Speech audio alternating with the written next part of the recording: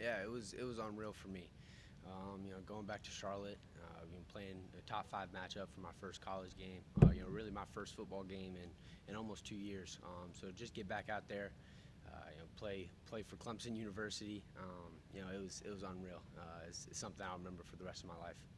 Did you have a lot of family, friends, former high school teammates there? Yes, sir. Yeah, yeah. Whole family showed up. A bunch of friends. Pretty much as many tickets as we could get.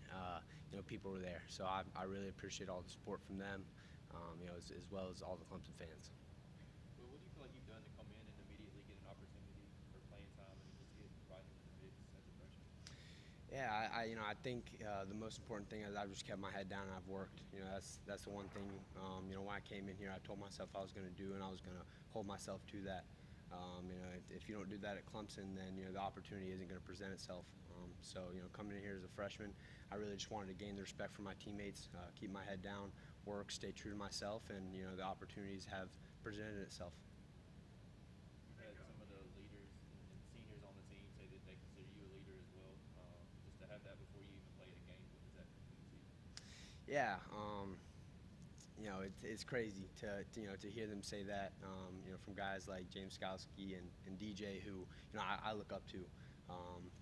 It means a lot, and it gives me responsibility to continue to put in that work and continue to gain the respect from my teammates, and to be a leader day in and day out. It means a lot to me, and I'm just trying to keep it up and do the most that I can for my teammates. Will, we saw you get open on the second play on that wheel route. Just how comfortable are you in the passing game, Lawrence? Yeah, I feel like I'm real comfortable.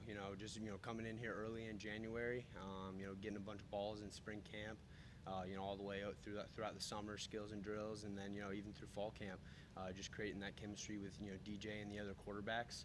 I'm really comfortable catching the ball out of the backfield, and I'm comfortable with helping the team in any way that I can. So if that's catching the ball, then that's what I want to do. Did you realize on that play how open you were? Yeah, I did, but DJ made the right read. Davis Allen was the first read. He was open. Just ended up getting batted down. Credit to number 95 on Georgia getting his hands up.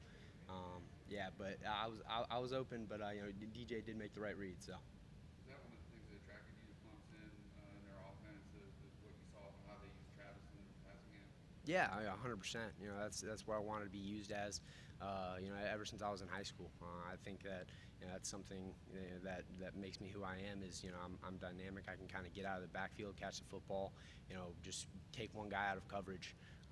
So any way I can possibly do that, and utilize me in that type of way, is something that was very intriguing to me, and I'm looking forward to how it develops in the future, and kind of just where we are right now as well. You didn't get a ton of carries in the game. None of the running backs did. I mean, how do you go back and evaluate your performance just with there being so few opportunities to run the ball? I mean, what are you looking at on the hmm play? Yeah, I think with all the opportunities I got, I've got to make something happen. And I come in here as a freshman. They give me opportunities, and I can't be getting the ball 4 times for only 7 yards. The opportunities were there, and I've got to make a guy miss. I've got to make something out of nothing, and I'm not even saying there was nothing there. But I've got to make a play with whether it's 1 carry or 10 carries.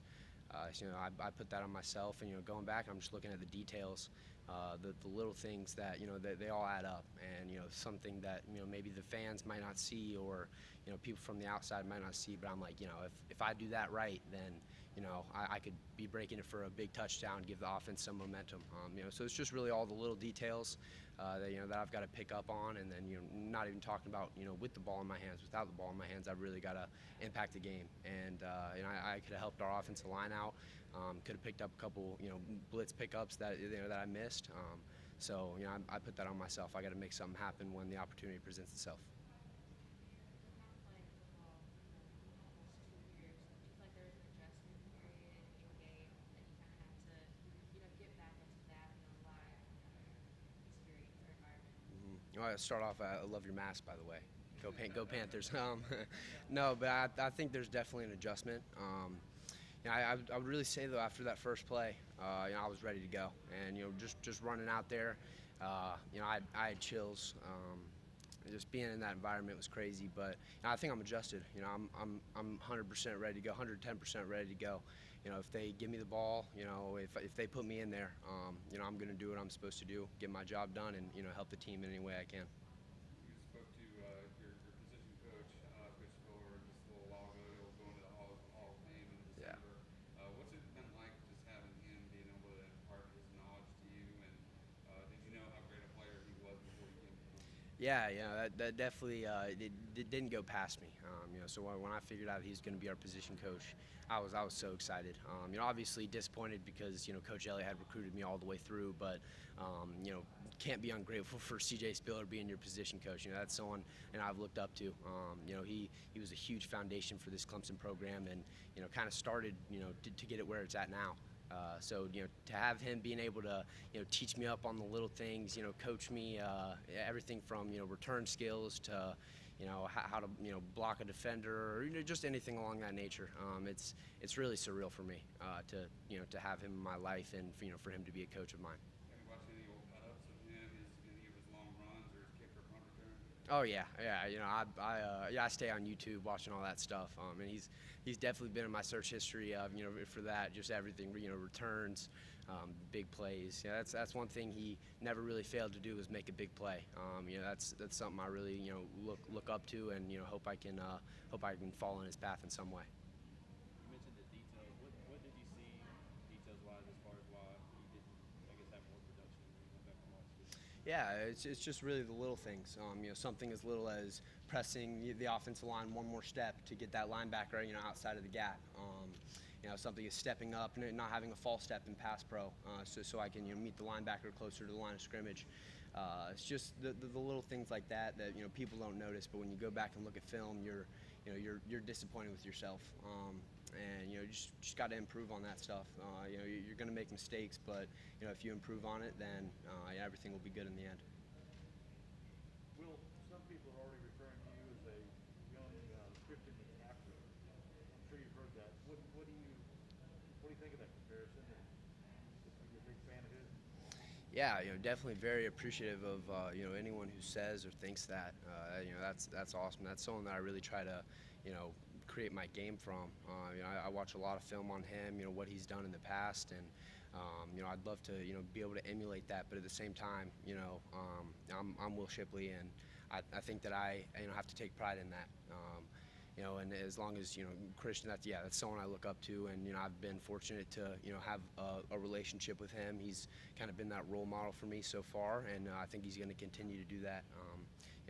Christian's a great guy, great football player, and someone that I'd love to follow his path, but also create my own path and be Will Shipley.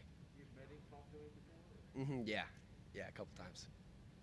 Well, have you thought about what it's going to be like standing on top of the hill for the first time and running down the hill in front of 80,000 fans? Yeah, I know. I definitely have. I think that's one of the huge reasons, why I'm so excited for this game. And just running down that hill with all those fans, it's going to be crazy. I get chills just talking about it. So running down that hill, man, I just can't wait for it. I really don't have too many words other than, I know that feeling is going to be something that I can tell my kids about. It's going to be awesome. Have you been caught in an open field during the practice yet? And do you feel like you're the fastest guy on the team? Haven't been caught in the open field yet, although I'm sure it'll probably happen in the future. I think speed is really important in the game of football. Speed's something that can't be taught. But at the same time, if your confidence isn't there, if you don't know what you're going to do, and if you're playing slow, then none of that speed matters. So I like to think that I'm one of the fastest guys on the team, but my in-game speed has a lot of improving to do, from a mental standpoint, and I won't be able to fully exhibit my speed until I'm there, mentally, and confident. So I'm looking forward to improving that. How close do you feel like you are right now to being where you need to be mentally to go out there and just play fast all the time? Yeah, mentally, I think I'm there. I really believe that I can go on the field and compete with anybody. I can win a one-on-one matchup, and I think if you're at this level playing at Clemson University, top program in the country, then you have to have that mental mindset if you're going to get on the field and make a difference. But I've got strides to go in other parts, and I know that I'm very self-aware that I've a lot of improvement, but I'm honestly so ready for it. I'm so ready. I'm just in love with this game, and I can't wait to improve for my team. Is there anyone on the team that you race in the 40-yard dash since the sprint? Yeah, we had a little, we had a couple races there in skills and drills, with numerous guys. So that's always fun. Just kind of hypes the team up a little bit. Gets the morale up. So we've had a couple of them.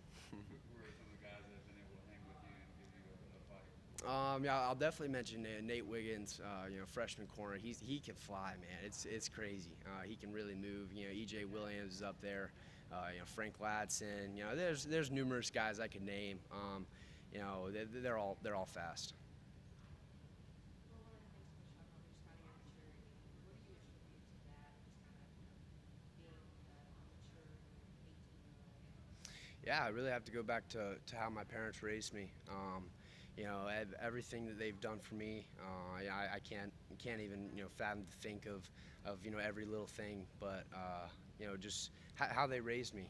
Having an older brother who kind of paved the path for me, and I learned from his mistakes, and really just having God in my life has been huge for me, because I know that I'm here to worship Him, and all the other things, they all matter, but nothing even touches worshiping God and just doing everything in His favor.